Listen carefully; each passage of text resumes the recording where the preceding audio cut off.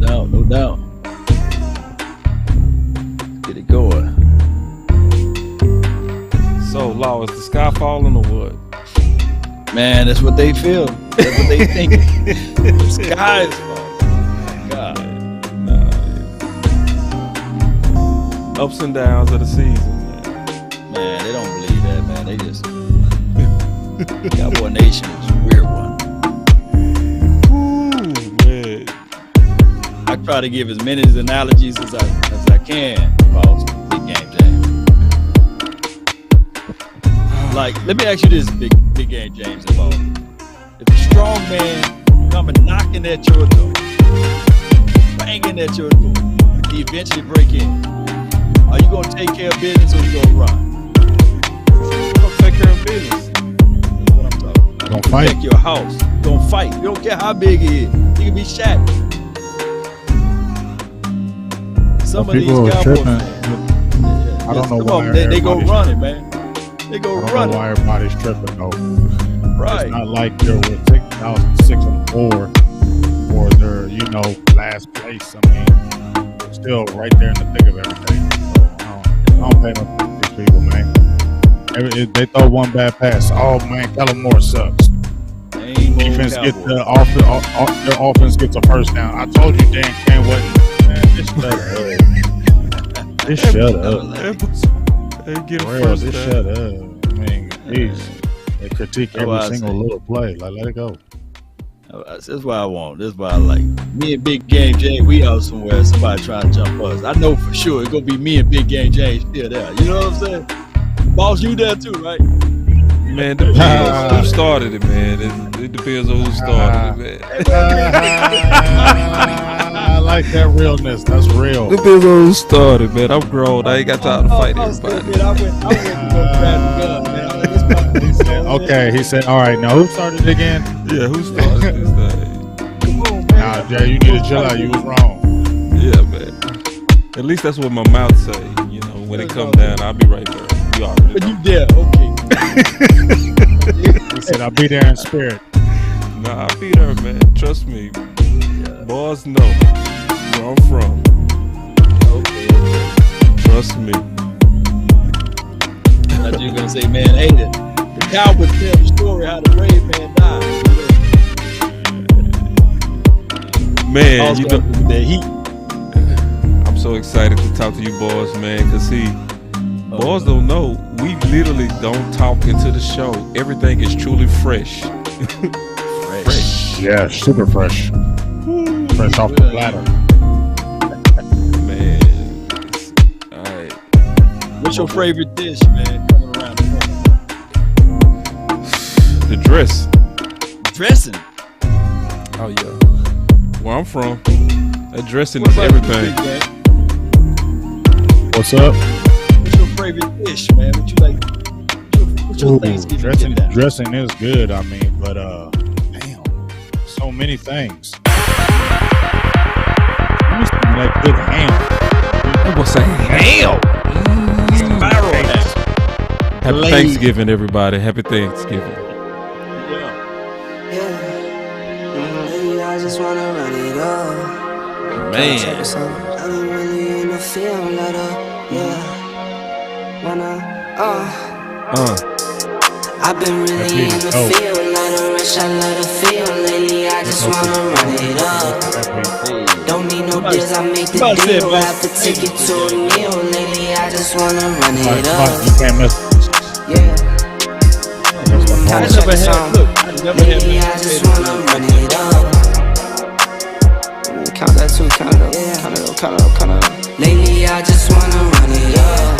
Need them ones, I need them fives, need them tens, I need that change. To the safe, got blues inside. Greens and pinks, it's all the same. I still save and roll my change. Take some losses when I play, charge it to the game. I'm with L, yeah, I'm with T Black, I'm with Reverend now. I'm with Nate, yeah, I'm with Jay, yeah, I'm with Chuck and now. Still the same, not switching sides, now it's about loyalty. You switch sides off for the bag, and that's worth more to me. I mix Nike with designer, I experiment. You just rock what's on the shelf, and I'm not feeling it. Search for the one, but baby girl, He it's mixed nothing real Nike as this. with Can't trust his designer. soul, I keep a hammer, call it too legit.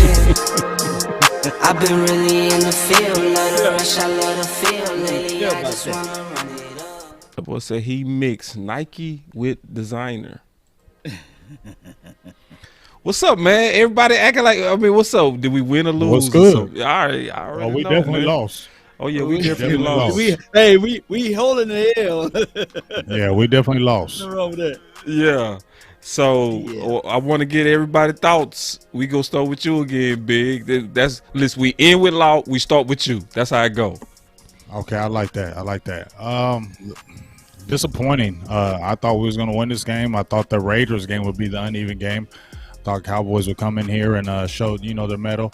A lot of people were talking about, oh man, y'all shouldn't hate on Amari Cooper, and was nobody ever hating on Amari Cooper, but you still have weapons, and you felt like you still had a good chance to beat these guys. But it was a disappointment for the offense. 2 of the last 3 weeks, it has not looked good. Running game has been bad, only averaging about 88 yards a game, 3.8 yards a carry. Not really. Only had in the last 4 games only 1 game as a team over 100 yards. That's rearing its ugly head right now. And then Dak Prescott has been off the last 2 or 3 last weeks. And when you combine that with your top guys going out, that's a recipe for not winning. But Cowboys just got to do better, folks. You know what I'm saying? Dak didn't play good, but receivers were dropping balls. Got to clean it up. But the sky is not falling. I mean, I didn't think that. I thought the Cowboys were going to lose at least 4 to 5 games anyway. For real, in my opinion, there was 17 games. I thought they was going to at least lose 4 or 5. So I'm not tripping. And these are AFC games. I'd rather them AFC games than NFC games.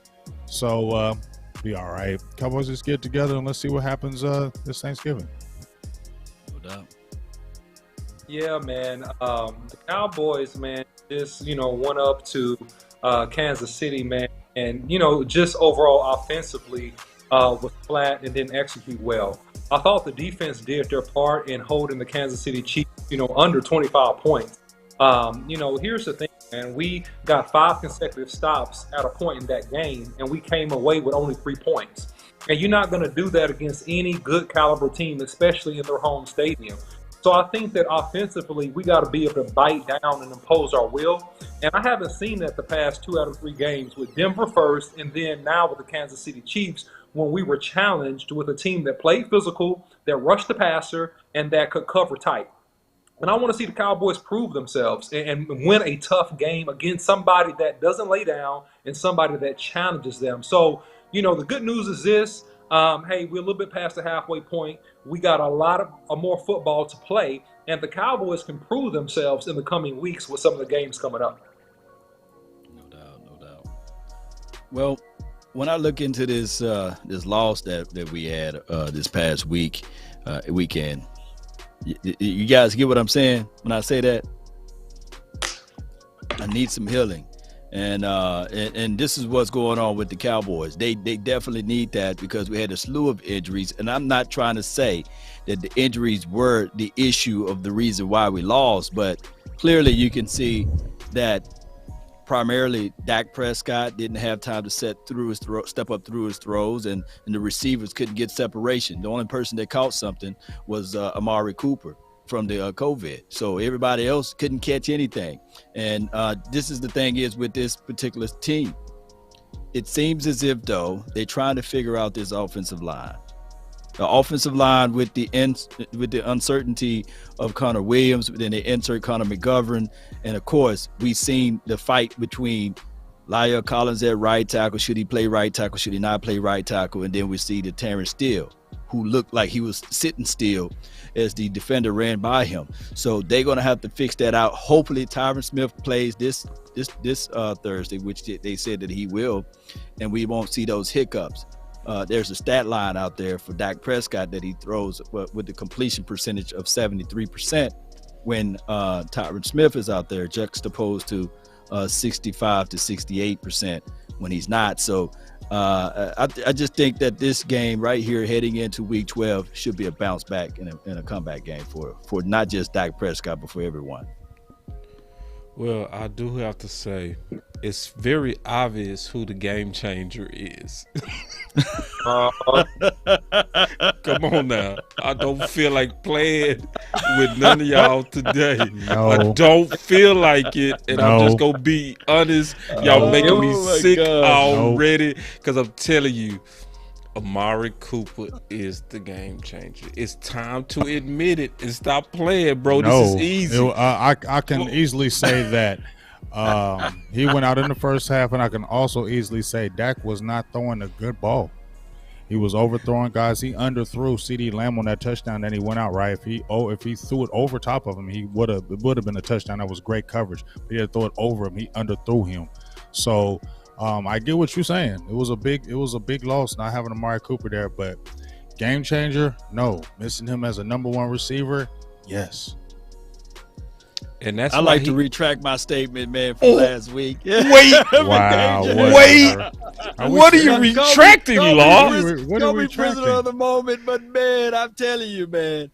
I just think that they played the Cowboys straight up. You know, there was no coverage being rolled. Of course, they were rolling coverage on CD in that first half. In the first half. Yes, and, they were. And what did he do? What did he do with that? Ooh. I mean, he got one catch early in the 14 game. yards. We got what was collective with 14 yards. I know he got knocked out of the game. So we're saying that if would all the way been different because he'd have changed that game. Yes, exactly what we said. What I'm saying is, I'm saying here. Hold on, I am not saying that though, because Dak was not throwing the ball great. So you can't be a game changer when your quarterback don't play great in that game. Let's see. I already checked it out. No, big. We're not doing that today. We're not doing that. No, see, we're not doing that, OC. We're not doing this blame stuff today, bro. We're not doing that. Because it was about 4 bad throws from Dak. But Dak, for the most part, put it on the money. Like, yes, on the interception, it was almost just like Anthony Brown's interception against Philly, where he threw it inside on that fade route versus outside. Bad throw. He missed the throw to Gallup. Bad throw, right? And then it was an interception at the end. That's it. Y'all need to stop it now. Y'all need to stop. Let me explain, because see, I'm explaining why Cooper is the game changer. I'm going to tell you why. It doesn't matter. Because Cooper opens it up for everybody, right?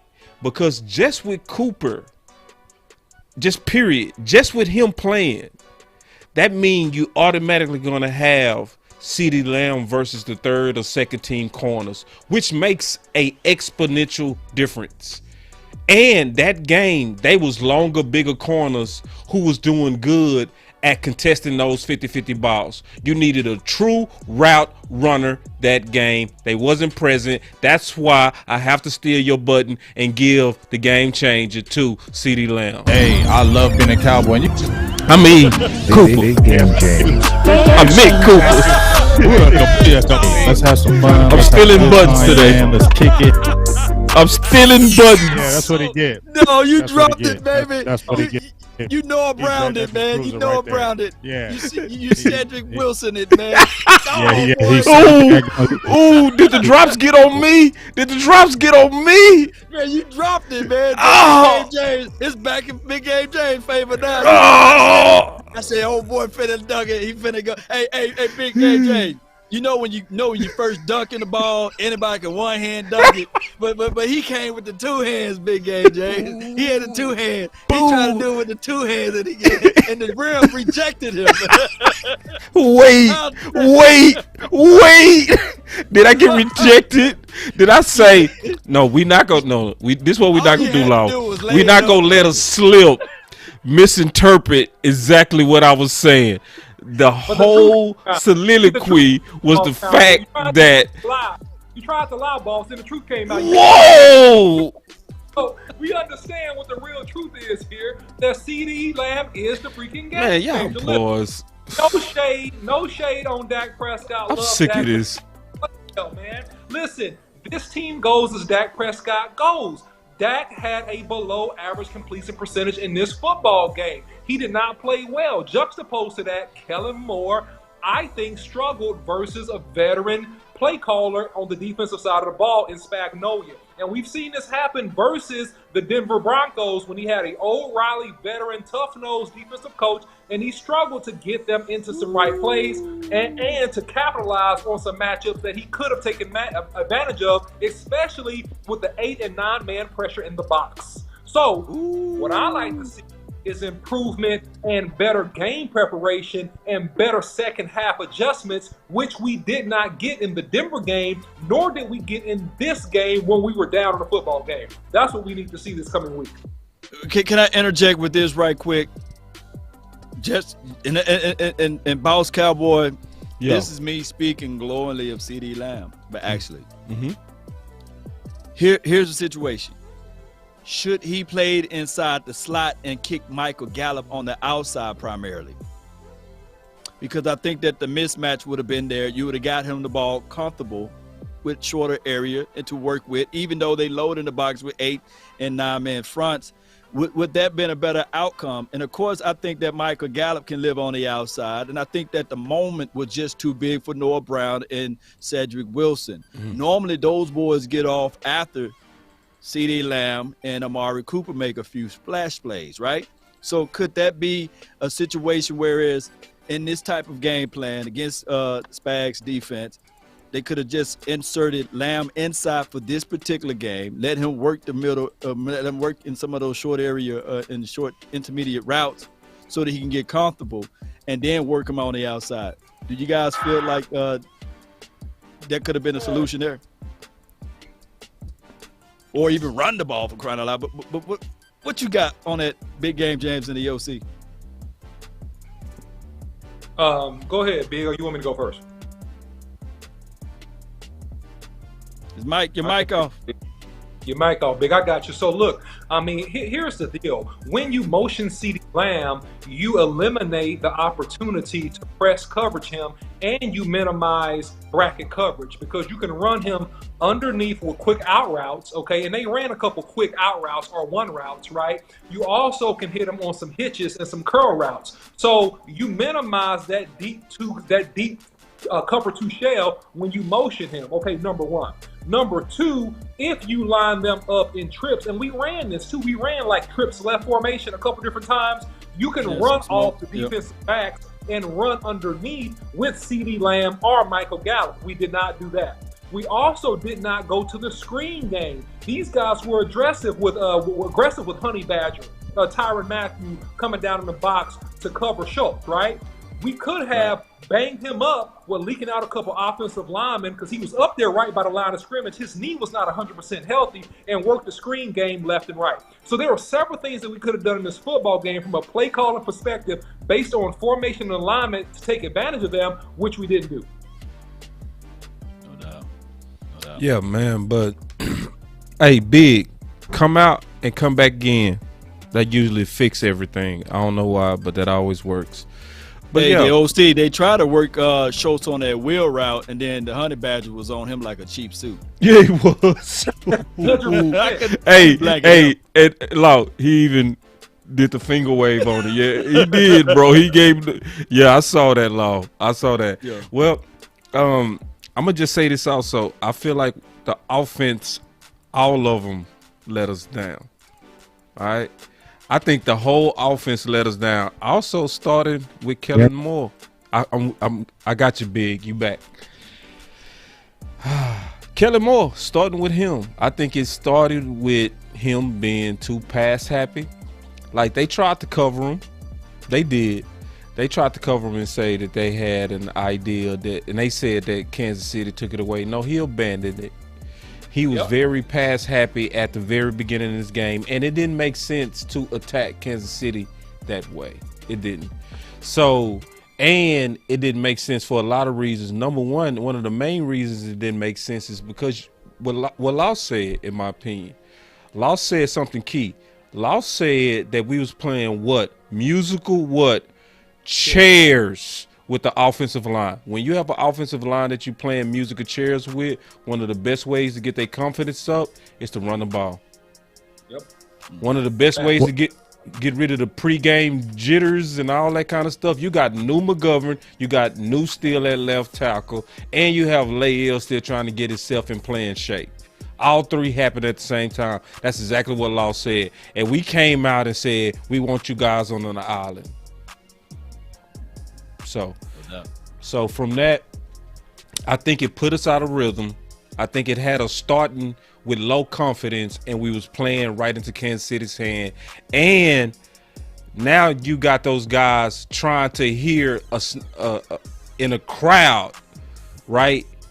Silent snap count. Like everything was against them, and it started to me with play calling. I think that's the first person to look at. And this is the good news, though, everybody, in my opinion. I want to get y'all thoughts on this.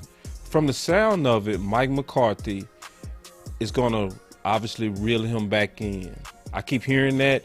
They not throwing him under the bus, but they are alluding that we should have stuck to a more run attack against Kansas City, especially.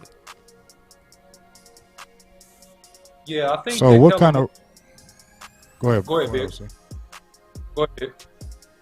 I was just gonna say. So I see what you're saying about abandoning the run game, but once again, man, you had a lot of drops in that game. I know you abandoned the run game, but if you have those don't have those drops, man, we're right there in their territory, and these are big drops. These aren't drops on first down. These are drops on third down. And these are money plays that you're dropping on. Cedric Wilson had two big drops, the one over the middle. Gallup had the one drop. I know it was tough because right when he caught it, got hit, he dropped it. I mean, but those guys got to make those plays. And like I said, those drops were in critical spots when the Cowboys needed them the most. I think where Kellen Moore frustrated me was where he got kind of predictable with that first down run. I kind of didn't like that. I did want him to kind of go out the pass and get Tony Pollard involved more. That's what frustrated with me was they kept on saying that Tony Pollard being the play receiver and playing receiver when guys were out, when they were nursing injuries, they were throwing Tony Pollard in there. I think that was an opportune time to get him out in that slot receiver some kind of form, because if you ain't getting able to run the ball, then you got to get him in the ball, because it looked like whenever he got the ball, he was able to have the juice and to make some plays. And I think they should have did that more as well. No doubt. Jaron Reed was a off-season acquisition for the Chiefs, and when they did that, I was like, yeah, they're reinforcing the interior. And right. Christopher Jones, y'all all know his name. He was just moving everything out the way. And for some strange reason, did you guys watch the tape multiple times that we were running into the teeth of the defense? And I get it. You know, this was actually Tyler Biada's best game, but on paper that's good and all as far as his stat wise. But you just can't go run into the teeth of the defense like that. You got to bounce to the outside. You got to draw up some plays that can get these guys on the edge there. And that's why when you look at Tony Pollard, he was averaging 7.1 yards per carry. And, of course, Ezekiel Elliott, who got banged up in that game, I think it was right at 3.6 per carry or per rush or what have you. And I just look at it like this. The running game is a patience man game. I was doing the play-by-play, and I had to call in. And Coach Marv, he said, look, Cowboys are doing a good job, pretty much. They're doing a good job, but they just got to slow it down. Sometimes when you're on the offense side of the ball, you may look at it and say, man, I want to get these 15, these 20-yard plays. But what all you actually need is 4. You just need 4 yards. Sometimes you need 3. Sometimes you got to be stubborn enough, even if it's first down and you only get 2 yards, run that sucker again on second down, you know. Well, I'll say this. Go ahead, OC. No, I wasn't about to say anything, boss. You go ahead. Well, somebody was it you, Big? What? Okay. Well, I say this. If our offense was on, we win that game, bro. Because defense, man. Micah Parsons. Don't even say defense. Just say Micah Parsons. I got to say defense, bro. I feel you, but say Micah Parsons, dog. Yeah. He was our defense that game. He was RD. That was LT-ish. Little bit-ish. I don't care. I'm keep on saying it. I'm going to say it to the cows cry. I know we ain't supposed to do the comparisons or nothing like that, but that was my all-time favorite player, dog. When I watched a lot of football, and it's just me. I ain't saying it for nobody else. Did we talk about game changers? That's the true game changer right there. That's the true game changer because he kept our defense in it. He was and he brings, fellas, he just brings everybody's element of their game up. When he starts getting on fire, that defense just starts getting on fire and just starts playing crazy. So this Micah Parsons, man, and I think the thing I keep thinking about, and he was in that Denver game, he's playing linebacker. I think he had like 10 tackles. That's when they had those 2.5 sacks. So he's nasty at linebacker too.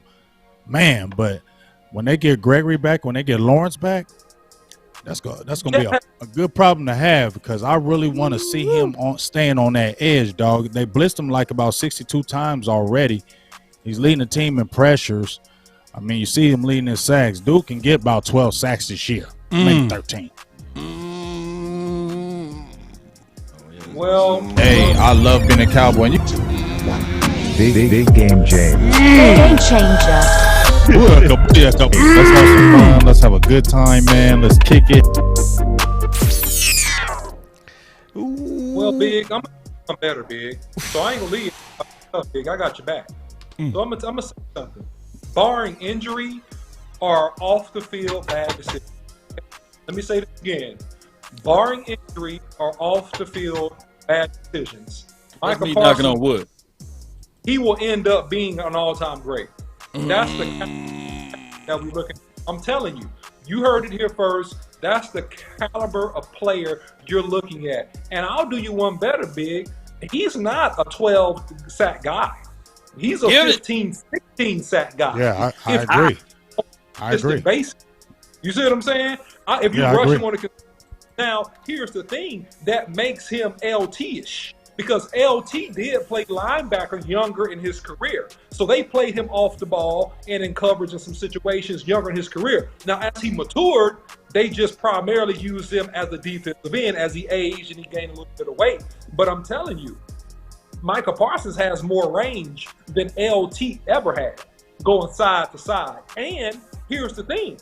Micah Parsons don't even really have any pass rush moves right now. He's trying to work in the spin. Mostly what he does is an up the field speed rush, a hand slap with a slight dip. It's not even a good dip. It's not even good technically, but he's so athletic and so ferocious and tenacious, he's still making plays like a wild animal. I love it. Love it.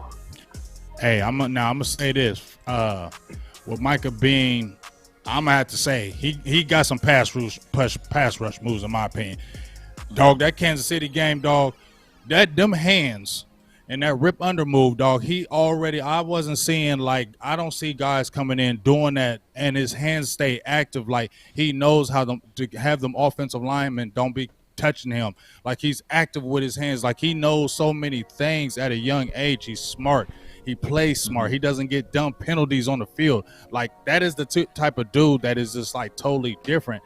And, dog, y'all, I remember, we loved DeMarcus Ware and those guys. But, dog, the way he changes the whole game plan, especially when you can put him near the line of scrimmage, man, I'm just like, I can't wait till we get these other guys back. But I want to say this one thing that hurts us is Jabril Cox is now keeps popping in my head because I talked about Keanu Neal today. And I just feel like he's been a disappointment. And it hurts because when you want to rush a Micah Parsons, right? When you already got D-Law down and you already got a Randy Gregory down, and you're like, you already know you got to rush Micah. He got to get after that rusher because Armstrong and a Basham, you ain't got confidence in those guys. They're going to get back there every time, but Micah is. But when you got them linebackers like Neal and LV being so-so, but Neal especially, this is the guy you brought over who you knew, he is still getting cooked in coverage. I think he's like 16 or 15 in pass completions on him. He's not making any kind of impact plays. And it really hurts because that loses your effectiveness on the defense. And Micah's going to get tired. Somebody else got to step up. And Neal is a person, in my opinion, he's got to step up in this second half of the season big time. Yeah, it's a big situation for Neal to really step it up. But speaking of Parsons, man, he can go either way. It's like if you go get another one tech, a real true one tech, I'm talking about a real good one, and maybe match it up with another inside linebacker or something like that. You legitimately got Ray Lewis out there. Or if you want to keep him close to the LOS and you play a different style of defense, you got a D Ware / Von Miller type of guy. So his career can go either way, and that's just what he brings to the table. Now I know see a lot of people saying LT, but LT is LT, right? And I think that he can get those type of things, change the game, change the flow of everything. But I just hope the Cowboys do the right thing and figure this out. I know people waiting on Big Bo to step it up or somebody else to step it up as far as that one tech. But can you imagine if we had a Chris Jones type in the interior? I like what Osa is doing. Or Vita Vea, somebody that can create pressure from the interior and let this kid fly. Oh my goodness, man. He definitely, if he was free like that, dog, like you were saying, OC, he's getting those 12 to 15 sacks on a regular basis at that peak performance, because he's only 22 years old. And what's so crazy to me about this, fellas? He didn't even play college ball the year before because of the COVID. He sat out. So the dude only played like 2 years, sat out 1 whole year, and then came in doing this. He ain't even tapped it, dog. And like I said, he just raises our defense. That's why the defense stayed in this game. He was creating pressure. Now bouncing off you, Law, when you're talking about Osa. Osa nice, but it looks like he kind of tailed off a little bit. Yeah. But it just seems like Micah has gotten stronger and stronger as the years go on. And you just heard him say, I hear all about this rookie wall. I want to get past that and see what's beyond it. That's who you want, dog. I mean, and one last thing about Micah Parsons, me and you talked about this, boss, even before he played it down, even before training camp. I said when he made that picture, he really loves the Cowboys. How many times we hear players, I was a Cowboy fan growing up, but this dude was a Cowboys fan. Like, it's real. So it's super, super personal to him, I believe, and he embraces this, and I think that's what you want when you're the Dak Prescott of the defense. Hey, a lot of people saying, what happened to Osa? You know that rookie wall you were talking about, Big Game James? he hit that rookie wall. But this guy right here. Hey, man, was that from the Ghostbusters? Oh, man, no, that's the lion right there, man. Ooh. That lion, he bust through that wall. You know, that's the lion. My bad, that's the wrong right button. There. Yeah. That's a lion, dog. Look at that lion growl, boy. Hey, that was right when I put that Penn State on that boy, man. All right, listen. I got something to say about Mr. Micah Parsons. Talk to him. Right. Because it's a big thing for Boss Cowboy to actually say publicly that he drunk Kool-Aid. Listen, I do not drink Kool-Aid without first measuring. Okay. I hope y'all ready for some measured Kool-Aid. Here it come. Bur 24 said he better than D-Law. Wait a minute. He been better than D-Law. Wait, one more. It's a big thing for Boss Cowboy to actually say publicly that he drunk Kool-Aid. Listen, I do not drink Kool-Aid without first measuring. God, dog. The only thing I'm gonna say, hold on. No, only way I'm gonna say D-Law is a little better is that run game. He's good in that. He's great in that run game. He sets that edge. But if we're talking about all-around player, difference maker, yes. There ain't no shade to no daggone D-Law. He is the best player on that defense. Listen, this is what I want to say about Micah Parsons. To even say this, he better than D-Law with a straight face, is saying a lot. Because to have 9 sacks as a part-time pass rush, I dare somebody go back and look at Tank as a rookie. Look at Tank as a second-year player. You didn't see the 12 years Tank was a top-paid defensive end. This is a part-time rookie doing what it took 3-year Tank to do. So, this is a couple of things I take away from Micah Parsons. First of all, we got to go ahead and admit that what he's doing as a pass rusher is beyond epic. It's beyond epic. And I do understand the temptation for him playing linebacker. Some games is smart. Some games is extremely smart. Versus Minnesota, it's smart. But when we going against passing teams, my man need to get after the quarterback. I'm sorry. And then next year, go find another linebacker to plug holes. You would not find somebody that can get out the quarterbacks like this man. You won't. Hey, so listen, real quick. Hey, if you guys like this content, do not forget to like and subscribe to Big Game James, Law Nation, and Boss Cowboy Sports. Like, share, and subscribe to content. Quick word on Micah Parsons. Micah Parsons is number 3 in the NFL, not amongst rookies, amongst all pass rushers in terms of pressure and sack percentage versus the amount of rushes of the quarterback he gets. The only 2 players in the NFL that are better than Micah Parsons this year are Myles Garrett and TJ Watt. Myles Garrett leads the NFL with 13 sacks. TJ Watt is second in the NFL with around 9 or 10 sacks. All right. 12 and a half sacks. I apologize. 12 and a half sacks this year. So Micah Parsons has 9 sacks, putting him in the top 7 of sack leaders this year in the NFL. Hey, Big, this is a question for you. I didn't mean to cut you off, OC. All good. Okay, because I'm pretty sure you know this. My boy Big, he the stat king. So is Micah getting better pressure than Randy? He's leading the team in pressures overall. And I think Randy Gregory was right behind him. Then it was Osa. I mean, I'm going to be honest with you. Even when you watch Randy Gregory, we know about Randy Gregory, that damn bend and phenomenal. Yeah, we know about Randy Gregory, so I ain't taking that. But, dog, I mean, I ain't even trying to – but, dog, even when you watch Randy, he get off that edge, but I don't know. I don't know what it is, man. No, you said it right, bro.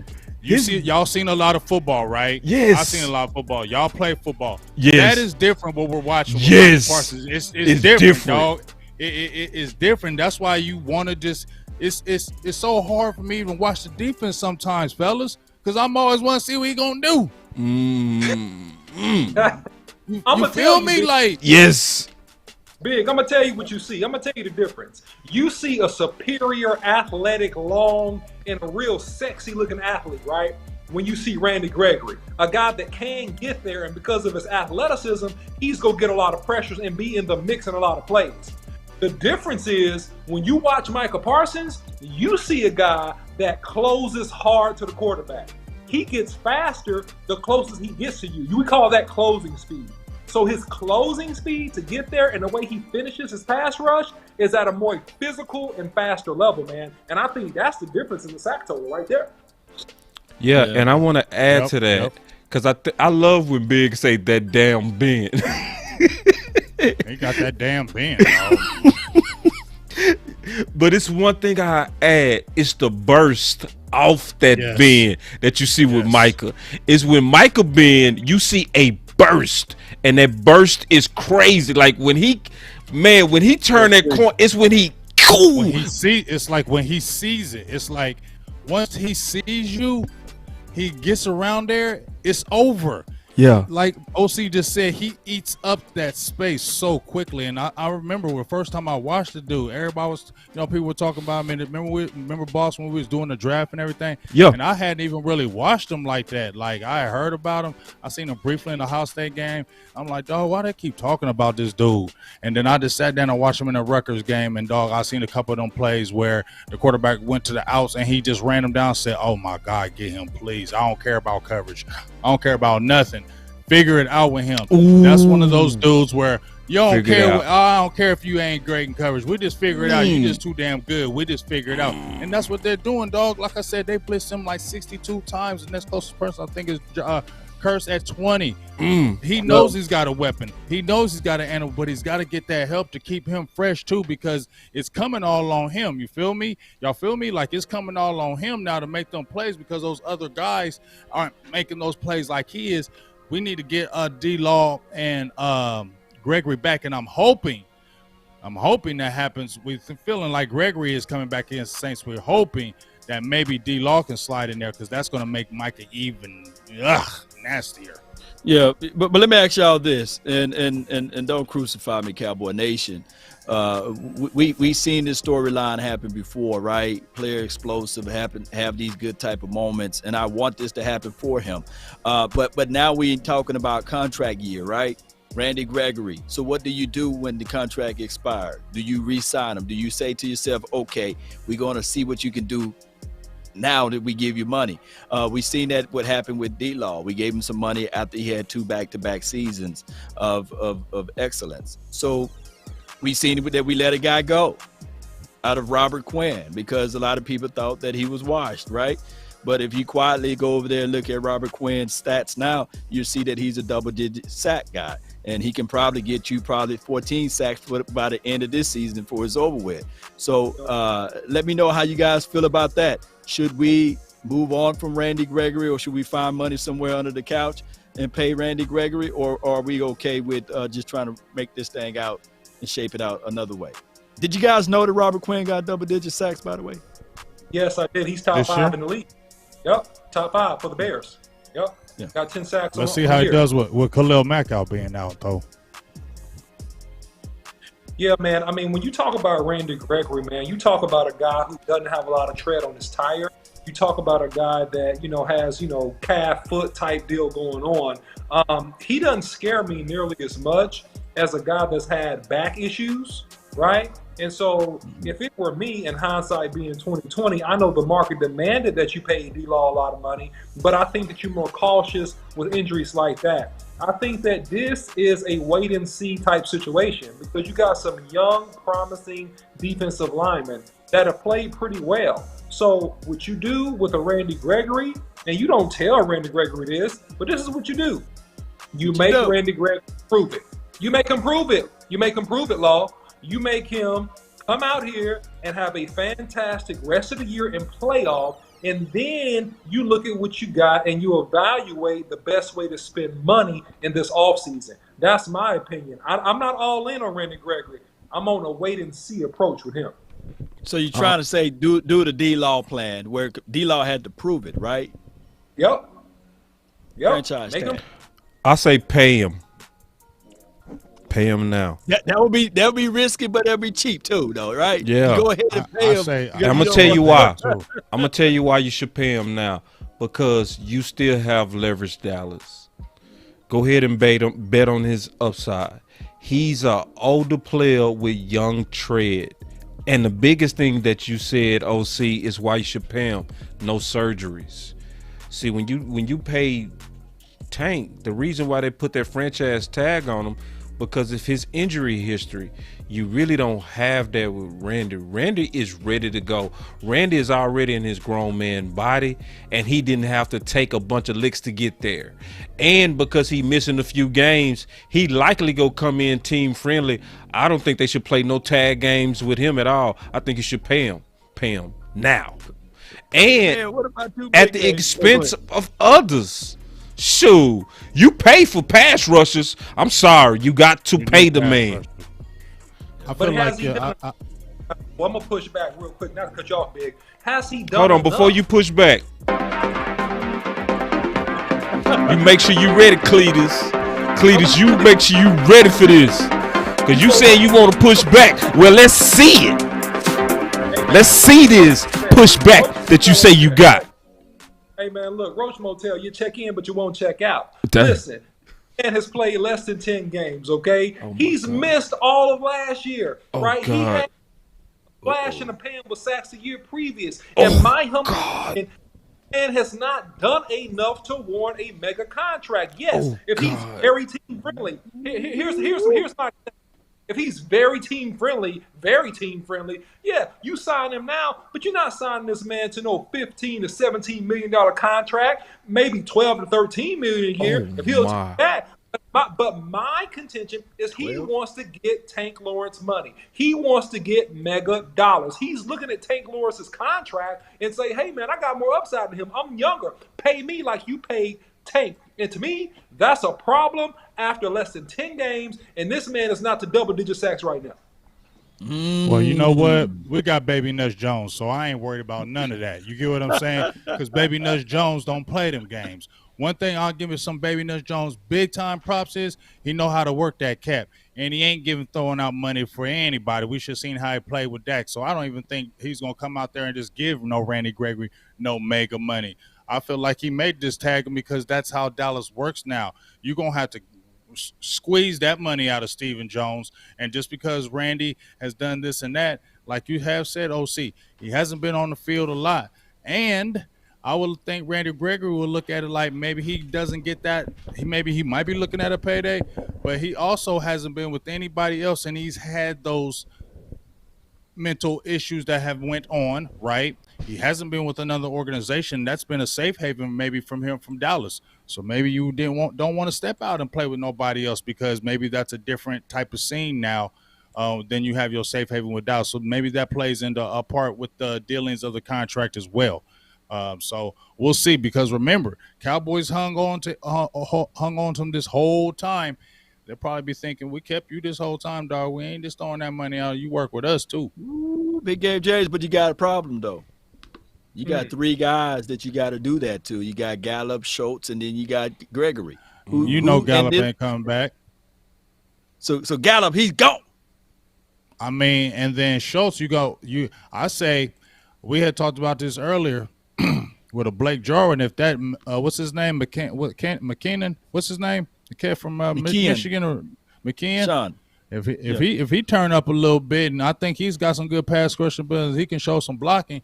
I love the Blake Jarwin thing, but guess what? Dalton Schultz is the better tight end, and Blake Jarwin got a contract that ain't big. So if you're talking about a person that might get re-signed, if you're gonna re-sign the Schultz, they're gonna probably have to deal Jarwin because you ain't gonna pay no Schultz and Jarwin money. You feel me? So. I don't think Dorrance Armstrong Jr., what kind of contract it's going to be low. LVE, low. You feel me? They're going to get low contracts. They're not going to get high-dollar contracts, none of them except maybe Dalton Schultz. So with that, do you think that the Jones family will allow Randy to test the market and see what he can get before they do something? Or they just going to hit if they can tag him, I think they will. Because who else would they tag? I don't think they're going to slap the tag on anybody else. I really don't. Oh, yeah. Somebody said, yeah, LVE gone, dog. He gone. Yeah.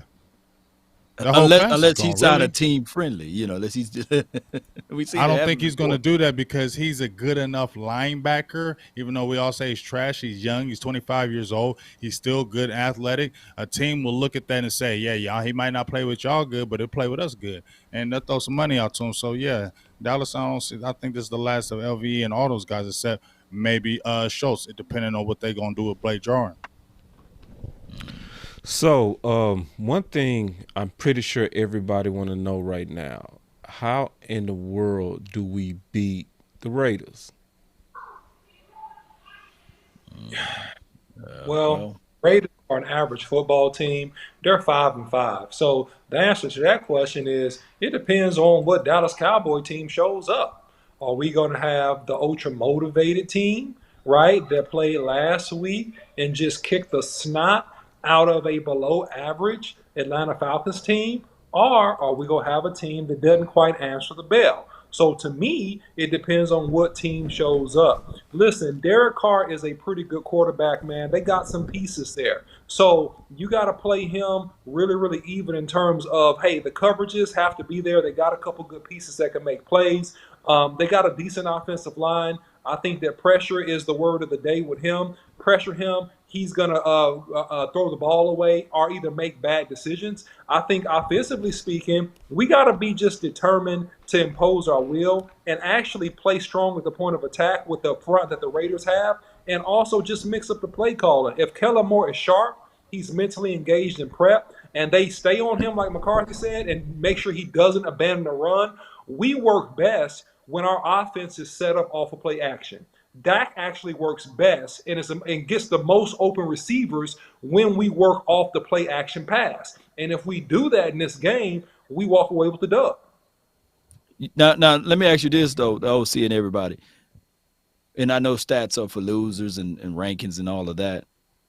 Do you know which ranked defense Raiders are juxtaposed to the Kansas City Chiefs ranked defense? They're low on the totem pole, man.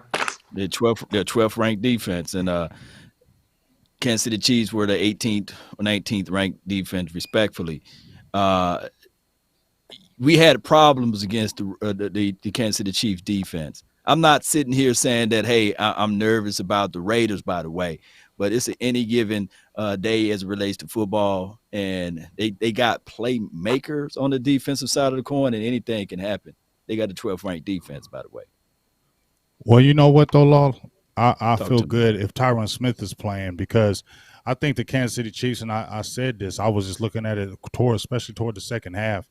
When you had Terrence Steele really going to the left side, really young career over on the left side, getting not a lot of starts on that left side, and then you have Connor McGovern with his first start at left guard ever in the NFL because he played all right guard last year. This was his first start at left guard. The Chiefs saw that. They're not stupid. Oh, you got young Terrence Steele. You got a young Connor McGovern. You just took Connor Williams out. Okay, let's attack it. So that's why they were moving Jones over there. They were moving Clark, and they were stunting at them because they weren't catching it every time. And that's what you do. You got to be smart. So I think it helps big time that Tyron Smith is there because I like to see a Tyron Smith play next to a Connor McGovern. I think that settled down Connor McGovern now because it's hard for Connor McGovern to settle down when Terrence Steele ain't really settled down. You feel me? That's where the unsettling of the offensive line comes. So when you get a Tyron Smith back, I believe that settles down to McGovern. I see you McGovern play better this game. Because just like you said, Law, I think Crosby got like 5 sacks and Njoku, he's got 7. In the middle, Jefferson has 3 in the interior, and he's going to be, I believe, right over Connor McGovern as well. So that even though they don't have, great players like as far as linebackers things, I think that front's pretty good, and so that's going to be a good thing for Dallas. But the biggest thing that I think Dallas needs to do when they see those losses against the Broncos and against the Chiefs, the physicality. Remember, fellas, we talked about this weeks ago about the physicality of the offensive line. When teams get physical with Dallas up front, that's where the problem lies. And then that's when you can't run the ball. You can't do anything because those teams are pushing the offensive line around, and that can't happen. Dallas has to be physical, and they have to make that point every single game. And check out my guy Casey Hayward over there, man. Check out him pass rating when allowed. When you throw the ball his way. He don't got no interceptions though, but check him out. Yeah, and You said Casey Howard. What about Nate Hobbs? To your point, D-Law, and thanks for the correction on that. Nate Hobbs is not a bad cornerback as well. And they got another edge rusher. So here again, real quick before you go, Boss Cowboy, they got some guys that can cover. They got a solid secondary, and they got some guys that can rush the passer. What we've seen the last 2 out of 3 weeks is that's the recipe to beat the Cowboys. So it'll be interesting how we respond. Mm-hmm. yeah, and I actually think we go whoop the Raiders. I think we gonna have a happy Thanksgiving because I think it's gonna be another one of those rebound games for Dallas because all that happened is that our offense played bad. I don't think that's gonna happen twice. I just don't think that's gonna happen. Twice a year is good enough. I don't see us having a back-to-back bad offensive game. And I think that's why we go run the Raiders out of town. I think this one we go win by two touchdowns. I think they going I think they going from LA to Central and it's gonna affect their clock. I think it's a whole lot of reasons why I think we're getting ready to walk away with this one. Now, one thing that's concerning is that they do commit to the run. We do have to stop the run. But if we stop the run and that defense played like they played against Kansas City, man, we finna walk away with this Raiders. Our offense is not going to play bad twice. Oh, no, man. Right, I ain't Go ahead. I'm sorry. Go ahead, OC. No, go ahead. Go ahead, Big. You got it. I was just gonna say, man, I don't, I'm not mad at Dak or nothing like that, but I do think it's a little concerning with this play the last 2 or 3 weeks, 2 of the last 3 weeks.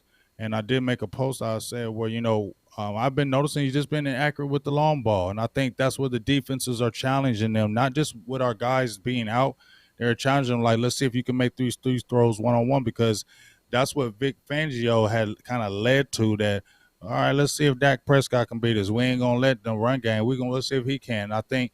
But you said the Falcons tried to do that recipe. They didn't have the players to do it. Now you had a defense that was pretty stout in that middle, and I feel like Dak has to still complete those passes. I think he's like 34% right now with passes over 20 yards, 20 yards plus, and some of those are money passes. Now, I mean, we saw the first pass out there to Gallup. If he passed to him, he catches that. Could be a whole different ball game, right, fellas? I'm not putting this on Dak or nothing like that. I love him. Well, he still got to play better, and he's going to have to play better this game. Yeah, but to your point, big man, no shade on Dak at all. The issue with Dak is that, and this is what I've seen, and this was a part of the questions that people have had about Dak before he got the contract. And Dak needs to invalidate this. Can Dak make the long passes in tight windows? Right. So the elite of the league can put the ball on quarterback, on the receiver in tight coverage in a small window. And so Dak hadn't been good on the touch passes and making those tight passes when the receiver is covered pretty well by the defender. He can throw it and hit you pretty much if you're open, but man, they're challenging Dak now because we're playing against some good corners on can Dak Prescott make the tight coverage throws. And that's what Dak is going to have to do some in this game versus these cornerbacks and the safety they got over there, which is not a bad safety at all, too. Yeah, so this will be a game of the receivers. I just hope that if we do start or decide to run the ball, that we stick to it and then we can play out the play actions. But this will be a game of the receivers. The stage, the bright lights will be on them boys. And hopefully Noah Brown and Cedric Wilson, they got some stickums on those gloves and they can catch the ball this time around. It's 50-50 whether or not CeeDee Lamb will play from what I'm hearing. But it may seem as if though he may not play this game, may not suit up. So it's going to be a game where the underdogs, as it relates to those wide receivers, just got to step up. Real quick, I just got a super chat, and I apologize. Something going on with the stream, and we can't feed in the comments right now. But I'm looking at the super chat, and somebody said, Dara Steele said with $5 super chat, if any one of you say Collins is a better right tackle than Steele, I can't follow you no more. Well, I will take that and say you won't hear that from me because I've done major film analysis between the two. And this is what's going on. Jerry and Steven, if they decide to leave Lael at right tackle, they're betting on a resurgence of him to 2019 levels. But there's no film currently, as of yet, that's saying that any one of Collins' games was better than any one of Steele's games at right tackle. It's just not true. In pass pro or against the run. No games as of yet Lael has played that is not one at right tackle that's as good as any one of Terrence Steele based on my film evaluation, and I'm certain I'm right on that. I'm certain. To me, they not even close. But if Collins continue to improve, maybe he get there. But as of yet, not the case. I mean, this is the point right here, the Cowboy Nation. I just want you guys to stop thinking about who's better. You don't go forever saying better this and better that. Hey, it's a front five. All of those guys got to be on the same page. We do know this of what Boss Cowboy is saying, and of course the OC. Terrence Steele plays better at right tackle, juxtaposed to him playing at left. You know what I'm saying? So we got to get that out of our mindset. And I think that also the Cowboys, they are rolling out this right here. Tyron Smith at left tackle, right? Connor McGovern, he's going to be the starting left guard. Tyler Biadasz is going to be the center. And then they're going to have Zach Martin and La'el Collins out there. So now you can paint all the type of pictures you want. But this game, La'el Collins, you better show up. That's all I'm saying. You better show up. He got to show up this game. He go get tested this game too. Law, he will be tested. See, because we saw Steele tested with Bosa and Hunt, and old boy from New England. I can't remember his name ever, but he got this weird name. I can't remember his name. Judon. But yeah, Judon. We saw the tests, and my man still passed them tests with aces. Period. So we're getting ready to see a real test on my boy Collins. You know what, fellas? I seen one play. I think it's the sack where Chris Jones got the sack on him, and he went outside and dipped inside. It was like Leo Collins couldn't even move. Like, that's what the thing I looked at more than anything. Not him just getting beat. It was like he couldn't even turn. Yep. It was just like, you just put your hands out and just I can't turn. Yep. You know what I'm saying? Like, I know exactly the play you're talking about. And I ain't hating. I just saw it and I said, whoa. And I'm not jumping on no bandwagons, anything, jumping on the crowd. I'm just saying that one play stood out in my head more than anything about him on any play was when he went past him. When he turned, it was like he couldn't move even if he tried. Yeah, I know exactly the play you're talking about. This is what I got to say, Cowboy Nation. I know we use PFF, right? Everybody look at it, but we also evaluate with our own eyes. We look at the game. But if you pull up the score for PFF and you look at all of the offensive linemen's grade, you look at Lyle Collins, that joker got a 94 something as it relates to his run blocking.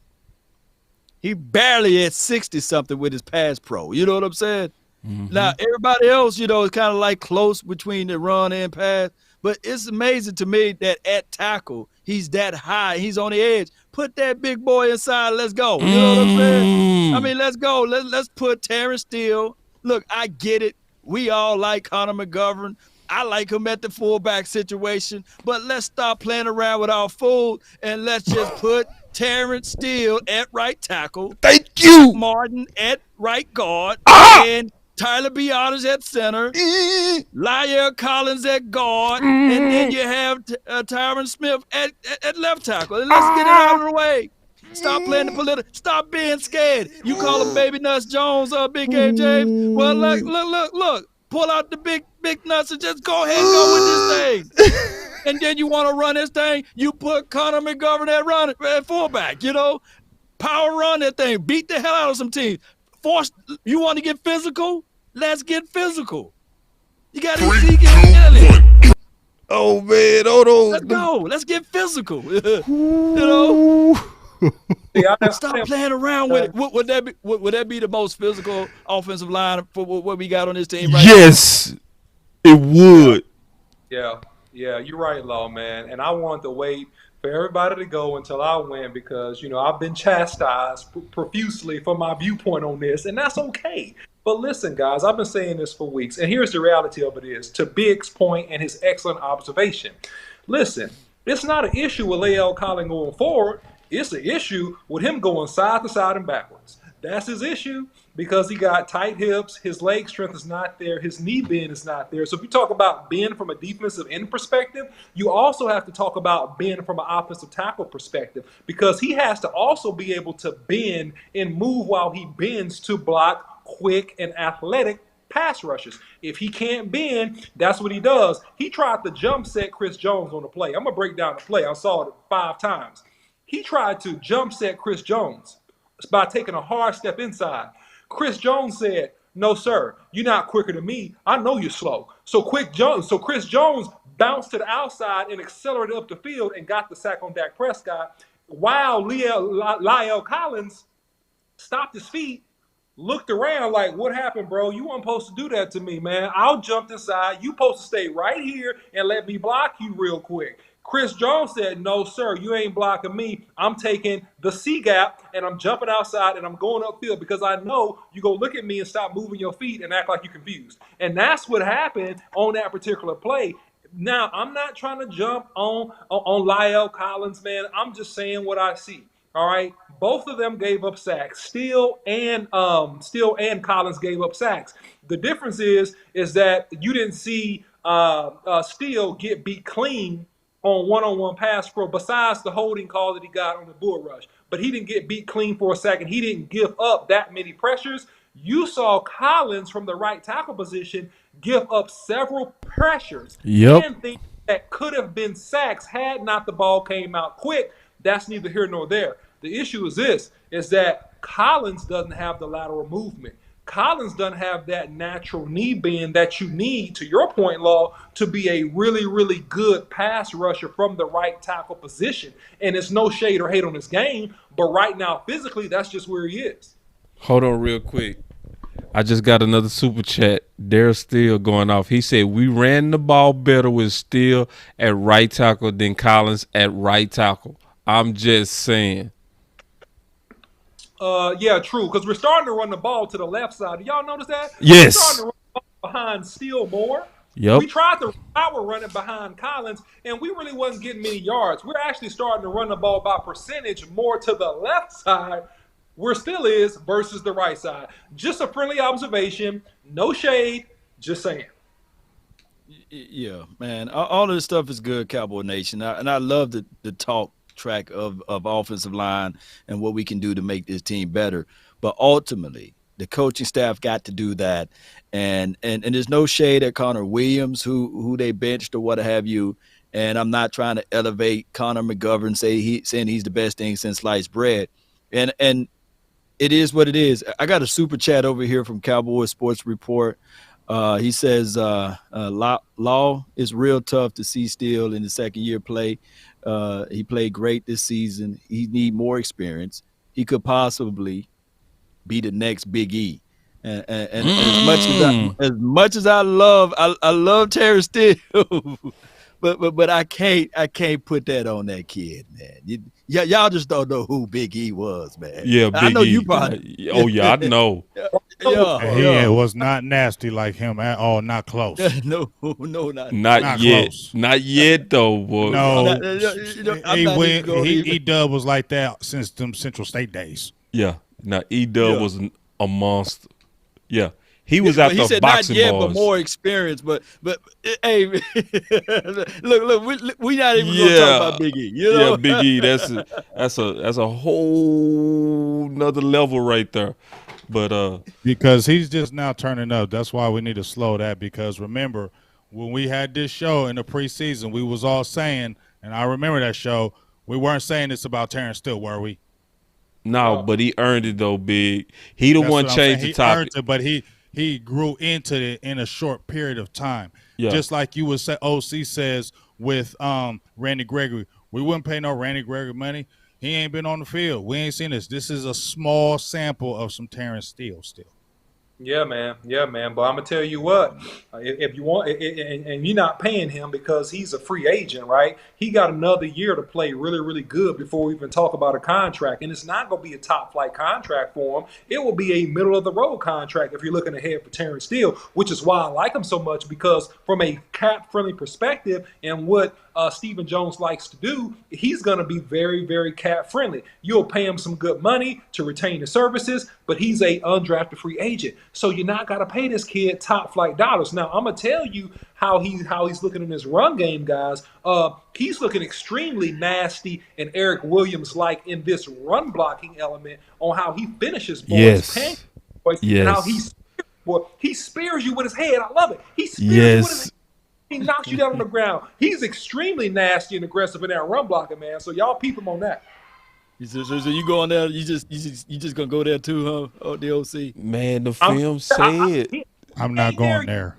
Oh, he ain't there yet, and I ain't telling you Okay. that he's on E's level. But I'm saying he's having some good, very nasty, hedonistic, devilish traits in how he Yes. tries to finish boys. He That's has facts. some when he tries to finish boys in the run game. If you watch his run blocking tape, Yeah. you know what I'm talking about. He got the extremely- best film on run blocking.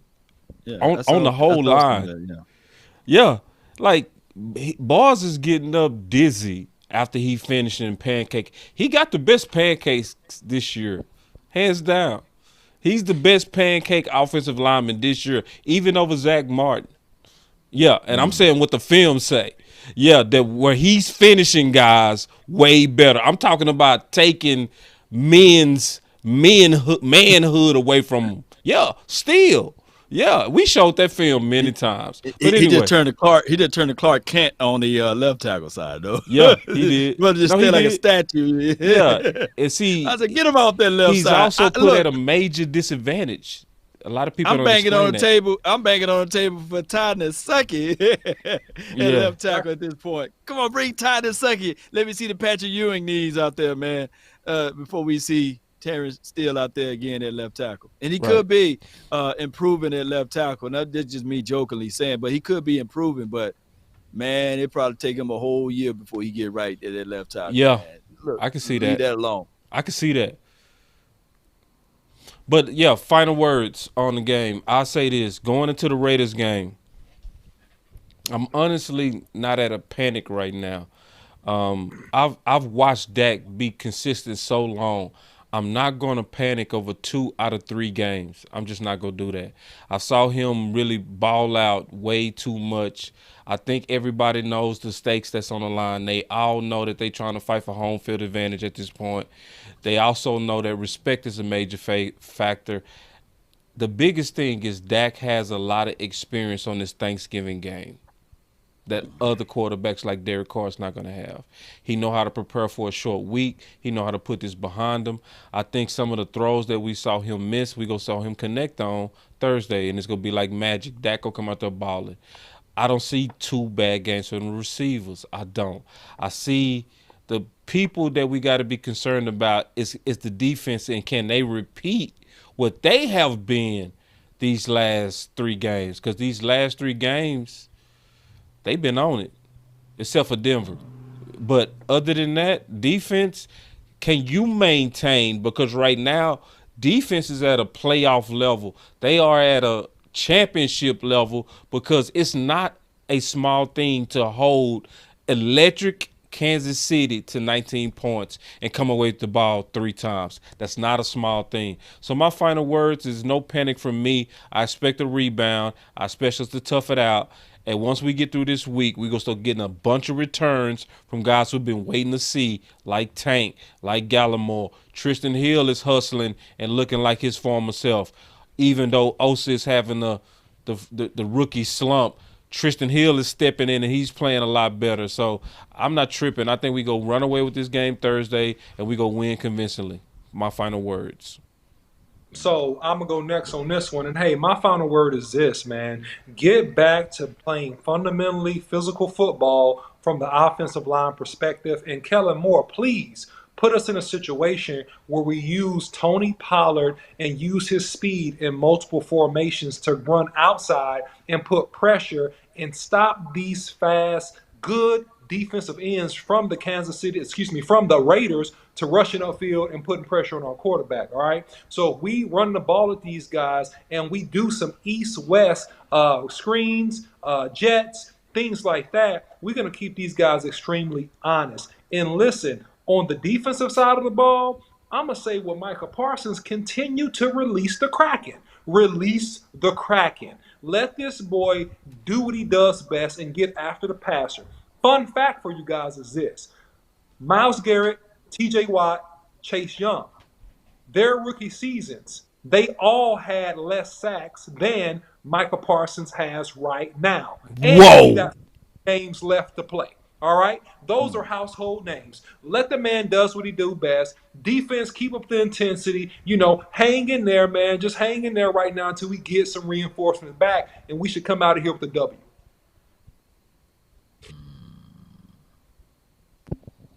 Okay, nice. 2 good ones. I'm gonna follow back with just this. Offense help the defense out.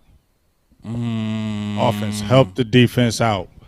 Because your defense has been playing. It's not a heavy defense. Y'all feel me? It's not a heavy defense. It's an opportunistic defense. We know that. We see this. We was +5 going into this game. Look, they had turnovers in this game. That's what keeps Dallas in the game, because they have the type of defense and the speed to create turnovers. And just like you said, release the Kraken. Keep that guy on the edge. Keep him getting after Derek Carr. Because one thing I know that I've heard from other players, that when you get hit, when Carr start getting hit, he start getting flustered. So get after him. Let's get him flustered. But offense, you got to stop dropping the ball, man. Noah Brown, catch it. Cedric Wilson, y'all got to catch it. And to me, Dak, you got to play better. I ain't saying nothing about you. I love you, dog. You still being that MVP in my heart, but you still got to play better, especially in this game, because this is a game where it's needed for the offense to play better, and he's got to be the leader in that. And can we please get Malik Turner on the field more? I know we love Noah Brown, but daggone, I want to see some Malik Turner on there, dog. I think he can turn up on the low. That's my final word. Facts. Man, Yoga Flame. Get that man one of these. Fatality. Yeah, that was Big Game James, boy. You know how he did that? He did that doggone rip the heart out of it. You know, all of the money is on the offensive side, right? You know, and they supposed to do well when all of the money is there. And we don't have a lot of money on the defensive side. So what I want, since everybody like to do this versus, I want Mike McCarthy to outcoach Dan Quinn for a chance. You know, let's play smart football, use your timeouts wisely, understand that, yeah, the running game can help this defense out, but utilize the running game. So maybe it's Mike McCarthy and Kellen Moore versus Dan Quinn. We need to have these guys step up. We need to have these guys play cautious with the football. Think about this. The score that the Kansas City Chiefs was able to get was a blindside sack on Dak Prescott that gave them a shorter field. That's disadvantage to Dan Quinn's defense, right? So we got to be smart with this situation. Cowboy Nation, we got to establish the run, set up the play action, let Dak Prescott eat. Yes, we don't have the weapons. We don't have nobody that I know that can take the top off the defense, right? So utilize the weapons that you do got. You got Tony Pollard. You got Ezekiel Elliott. Use those guys to their best strength. Don't fall back and say, we not getting the chunk plays, and we continue to hit the chunk plays and try to do it and not get it. So let's stay focused, Cowboy Nation. Dak Prescott, I'm still rooting for you. You my dog. Although we didn't have the best game last game, but you're going up against a guy that's hungry in Derek Carr. Although he's been looking like a subpar, he's just been looking a shell of himself. You guys got to be ready to go up against this guy, this game. Cowboy Nation, let's get it. I think we will win still. Let's go. Let's go. The final word. We out. Peace.